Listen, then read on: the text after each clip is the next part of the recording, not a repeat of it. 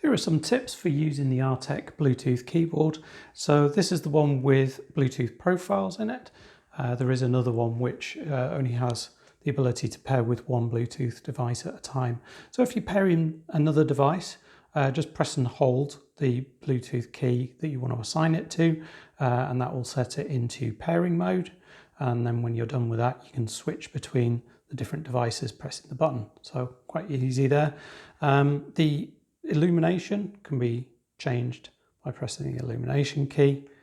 If you want a different color, press the illumination key and keep it held down, and then use the arrow keys. So you can go press down, cycle through all of them, and press up to cycle the other way. If you are using the function keys, these are useful, but they are defaulted to the sort of special keys for the device you're using. So in this case, I've got it set to an iPad. You can see in the background there, I'm increasing the volume or decreasing the volume. And that works great. If you want to select, if you're on a Windows system, you want to tell the Bluetooth sort of connection here that you're on a Windows system, press the function key and then hit Win for Windows. You can select Android or iOS.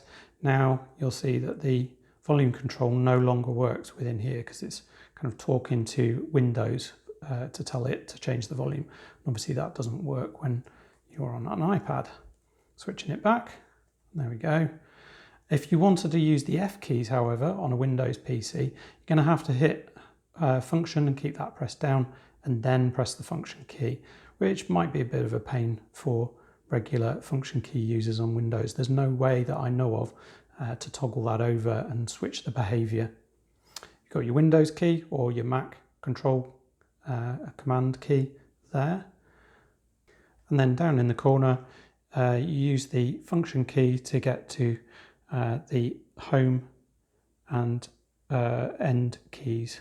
So you hit function and then press those, and it will take you, in fact, the iPad's responding to that, taking you through the different pages.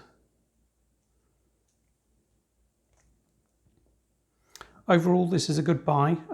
Check my other video for an unboxing and more of a look at this keyboard, but those are the tips for today. Thanks for watching.